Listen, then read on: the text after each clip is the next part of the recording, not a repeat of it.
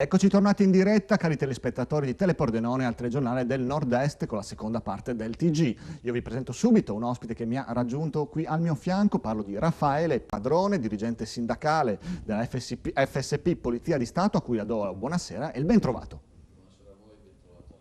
Allora, Padrone, con lei farei un intervento un po' diverso dal solito, il nostro classico appuntamento settimanale. Farei partire due video che vorrei commentare insieme a lei. Adesso chiedo alla regia se fa partire il contributo.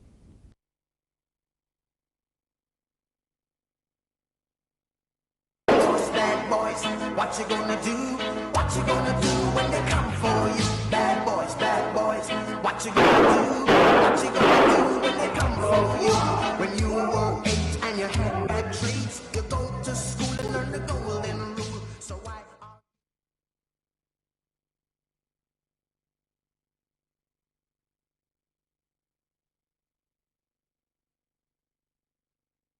Fidati di me, vai, fai 3, 5, 10 passi indietro. Oh, vai a casa, gente. Te stai zitto, bravo che ti conviene. Te stai zitto che ti conviene. Te vai a casa, gente, vai a casa. Vai a casa che t'abbuffo. Dai, levati, medi che lo abbuffo di mazzate mo. E il taser te lo metto. E il taser te lo metto. Il taser te lo metto. Oh, agenti, ve lo metto. Oh, e tu stai zitto, bravo, che te lo metto nel E tu, oh, agente, vieni qua, agente, cos'è che vuoi? Cos'è che vuoi? Bravo, indietreggia. Vai, cos'è che vattene via! Vattene via! Oh, c'è Ed eccoci rientrare in studio. Allora, Padrone, il primo video che cosa rappresentava? E soprattutto il secondo che abbiamo visto, che era in Italia, chiaramente girato. E poi se vuole fare il suo commento su quello che abbiamo appena visto. Ma ci sarebbe poco veramente da commentare, chi ha visto il video, chi ha capito nel secondo i beep, ci sarebbe veramente poco, è vergognoso quello che sta succedendo in Italia e questi video sono la differenza tra un paese, ovviamente lì siamo in un paese del Sud America. Nel primo video. Dove c'è comunque un uomo malvivente che con una pistola in mano sta trascinando via una ragazza e quindi tentativo di stupro e tentativo di sequestro di persona. Abbiamo visto come reagisce la polizia. La polizia in un reato del genere non ci pensa due volte, estrae la pistola, c'è un agente in borghese finto passante che dall'ultima angolazione si vede esattamente come vanno le cose. Si vede che la risoluzione del problema è immediata e la risposta della polizia è immediata. Immediata significa che l'uomo viene steso, lasciato per terra.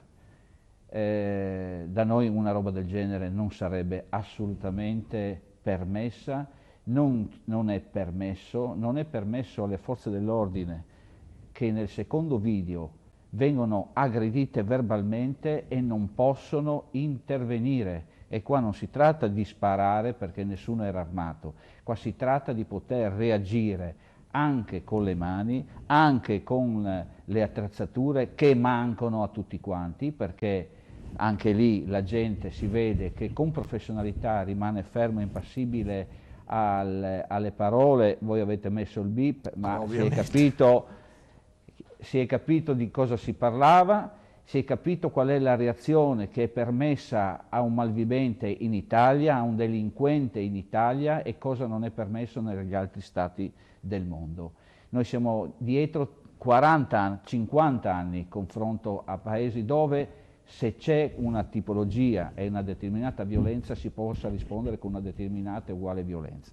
Qua gli agenti hanno dimostrato la professionalità, però passano per le persone incapaci e questo è grazie alla politica, perché in Italia non c'è una certezza della pena, va bene, è stato abolito un oltraggio, un reato che nei confronti di questi colleghi deve essere immediatamente ripristinato, per poi finire magari in un processo e doversi pagare un avvocato se si è intervenuti in maniera non idonea. se si è usato il taser in maniera non idonea, e queste sono le risultanze, sono quello che succede nel nostro territorio. Io vorrei, perché è stato abolito il reato di oltraggio? Oltraggio, perché è stato abolito? Perché è stato abolito? Beh, lo chiede al governo precedente perché è stato abolito, così come bisognerebbe chiedere, fare una trasmissione solo su quelli che sono il ripristino, anzi la legge Stabia, no? Che stabiliva secondo, o stabilisce secondo l'onorevole che ha che ha firmato questa legge, di accelerare i processi. Invece sappiamo benissimo che i processi non sono stati e non sono accelerati. Ma in Italia manca la certezza della pena, manca la possibilità di intervenire, abbiamo le mani legate per questi malviventi, e io credo che, come dicevo prima, basterebbe vedere il video, alzarsi e capire, la gente a casa, capire in che mani siamo, in che condizioni ci hanno fatto arrivare. Allora l'appello è proprio quello, visto che si parla di assunzioni. A proposito, le do questa notizia: è stato firmato oggi un arruolamento per 1188 agenti, che vedrete fra 2 anni, salvo qualche ricorso durante il concorso. Comunque fra 2 anni sappiate che sono già usciti 10.000 in 2 anni, però usciranno 10.000 in 2 anni. Però quello che voglio dire io, ci sono reati che devono essere potenziati, no? Non solo la certezza della pena, ma i reati. Chi attacca la divisa deve prendere il 41 bis, e qua non serve un digiuno, va bene? Non serve un digiuno per fermare una persona, per liberare una persona. Questa è l'Italia, la gente è stufa, non possiamo permettere che uno che compie uno stupro su una donna, un'uccisione, un omicidio, un femminicidio, ma uno stupro in una discoteca, ho sentito in questi giorni, passi inosservato, o quantomeno va in carcere, per buona condotta viene rilasciato. Qui la certezza della pena. Allora, se viene rilasciato, castrazione chimica. Queste sono le cose da fare nel nostro territorio, nel nostro paese. Allora mi rivolgo alla politica. Noi abbiamo un ministro che è di Pordenone, veramente, che prenda in mano questa situazione, prende in mano il discorso della sicurezza. Non è possibile non poter andare per strada la sera, non poter pensare che una figlia è in discoteca, non pensare che ci sono dei giovani che vogliono divertirsi. Questa è la situazione in Italia, è vergognosa. Manca questo, dicevo, la certezza, manca il fatto di permettersi di poter parlare con un poliziotto in questa maniera e non poter fare niente.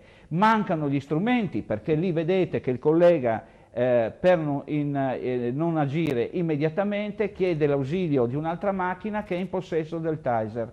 Il taser deve essere dato a tutti gli operatori, quindi poi si va a finire in carcere. Vogliamo parlare delle carceri, direttore? Parliamo delle carceri. Le carceri devono essere adeguate, perché va a finire che in questo sistema gli agenti di polizia penitenziaria oggi sono quelli che sono i carcerati e non sono invece quelli che fanno i controlli e sono addetti alla sicurezza. Questa è la situazione in Italia.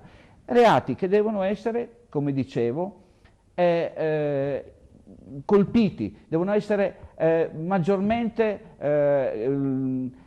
inseriti nel nostro procedimento penale come reati che quello della tortura, ad esempio, un reato. Non è possibile che un poliziotto che interviene sia accusato di reato di tortura. Solo in Italia succede una cosa del genere. È stato ripristinato da un vecchio governo. Anche questo è il reato di tortura. Ma stiamo scherzando? Ma ci mettiamo a fare le torture? Ecco, questo è quello che voglio dire io. E faccio una proposta stasera per concludere l'intervento. Allora, è stato fatto tanti anni fa un concorso regionale, ma tanti anni fa. Dobbiamo fare una roba del genere, e anche questo è l'appello che lanciamo al governo in questo momento: ripristinare chi vuole rimanere all'interno del Corpo della Polizia di Stato per altri 2 anni in forma volontaria, può rimanere, oppure richiamare chi nei primi e ultimi 2 anni è uscito. Quindi cercare di accorpare quello che è possibile invece di dare ad altri. E quando dico invece di dare a altri, lo tengo per la prossima settimana, perché il governo ho sentito dire che vuole fare un'azione che poco mi piace. Allargare per non assumere. Attenzione, perché il gioco è tutto lì. Non assumiamo e sparpagliamo le possibilità di intervento ad altre forze di polizia. Certo, chiarissimo. Grazie. Senza magari la stessa professionalità. Grazie Raffaele Padrone, tanta Grazie carne a al voi. fuoco, un'analisi a 360 gradi che sicuramente riprenderemo anche le prossime settimane. Grazie e buonasera. Grazie a voi. Noi proseguiamo, facciamo un passo indietro. Il sindaco dell'Aquila, Pierluigi Biondi, è stato il protagonista di un importante evento a Pordenone, dove ha portato la testimonianza della rinascita del capoluogo abruzzese durante il convegno Rinascere dalle macerie, dalla ricostruzione ad un nuovo modello di sviluppo.